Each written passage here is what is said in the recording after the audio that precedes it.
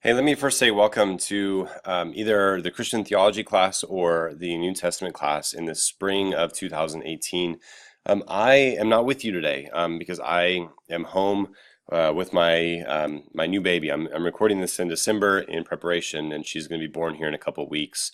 So I'm not going to be with you, but that doesn't mean we're not going to work. In fact, I think we're going to do some of the most important work in like the week and a half or 2 weeks when I'm at home with the new baby. But the first thing I need to do is I want to walk through the syllabus, both for the theology class, but also for the New Testament class. They're essentially the same. And and I really need you to kind of pay attention and really hear my philosophy of education. That's sort of it's shifted over the last couple of years. So in your respective class, please read the description, and then also in your respective class, make sure that you have the required reading, especially for the theology class. You need to have this reading now and ready to go because you're going to have an assignment in it actually today. So please be sure that you already have these ready to go. And notice the objective. So I am a teacher. I teach religion classes, but I'm a teacher. And so my main objective is to develop what I'm going to call academic virtues. We oftentimes call these skills that are essential for your success in the academy and in the workplace. So, like, am I going to teach you about theology and about the New Testament? Sure. But I'm using those two disciplines as a means by which we can actually develop academic virtues and skills. You'll hear a little bit more about that later. A couple policies. This is a given as a member of our school. The honor code will be followed. Late work. Please understand this. To the best of my ability, I do not accept late work. Now, if you have a basketball game or if you have something going on, you email me and say, "Hey, Mr. Parks, like this week is crazy. Can I turn this in on Tuesday?" Sure. But it is unacceptable to turn in work late. I'm going to talk about this point a little bit more once I get into the class, but I'm pretty sure you guys actually know this if you're honest for a few seconds. Technology generally distracts us, especially in the classroom. A lot of studies are coming out. I recently read one from Harvard that suggests the students who use computers in the classroom are more distracted and they learn less than students who don't use computers. Now, there are going to be times where you have to use a computer in my class, but then there are going to be some times where you can take notes or where you can engage without using a computer. If your computer becomes distracting, I will ask you to remove it. So please be sure you read this, though. I think that this is really important. And then something else that I think is equally important is a lot of research is showing now that how we think about our learning affects how we learn. If you think that you can get better at the academic virtues that I'm going to discuss here in a little bit, most studies show that you actually will get better at that, even just because you have the idea in your mind that you will be able to get better. So I ask you, the first day of class, learn with a growth mindset.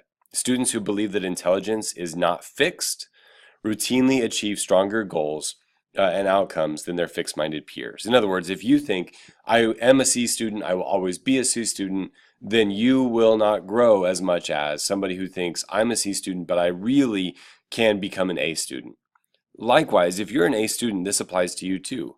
I think that we harm you at times by giving you 95s, 98s, 100s, because you think that you've already achieved your maximum level of achievement, and that's simply not the case. A few other things that are important here, and again, I want you to read this in both the New Testament and the theology class. Log on to the Wire, check it daily, read. If you do not know how to read well, you need to come see me and address that immediately. If you cannot be a thorough and a mindful reader, then you have to come see me on that. That's going to be one of the skills we're going to address. But if you're a poor reader to begin with, you need to see me immediately so we can really work on this. So let's start with these virtues or skills. This is the four things that I focus on in my class. Again, I'm a teacher, so I teach you, and we learn together by developing these four virtues. So and the reason I choose the word virtue is that a virtue is something that is developed. If you intentionally participate in certain practices over and over and over again, then you will develop that virtue, you will develop that skill. So the four that we have in this class are critical thinking, identification, communication, and then process. So let's talk about these. Critical thinking. So I really am expecting you to grapple with the tension that is going to be evident in the main subject of a religion class.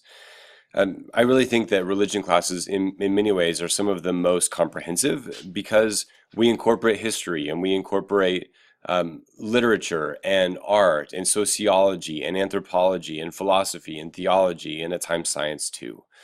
And so what we're going to develop is our skill to think critically, to be able to analyze different ideas, different realities, and to be able to reflect upon the interconnectedness of the concepts that we deal with. So the second virtue that we're going to be developing is identification. Now this one is sounds pretty basic, and in some ways it is, but it's something that we need to really focus on.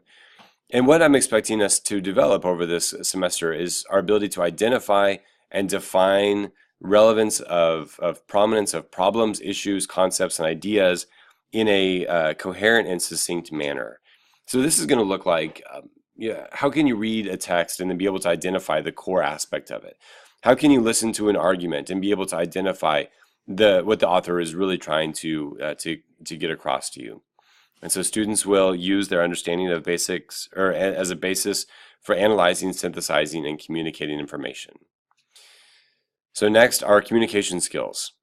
I remember the first time that I had to give a talk in front of a large group. I was so nervous. I fumbled all the way through it. I really struggled.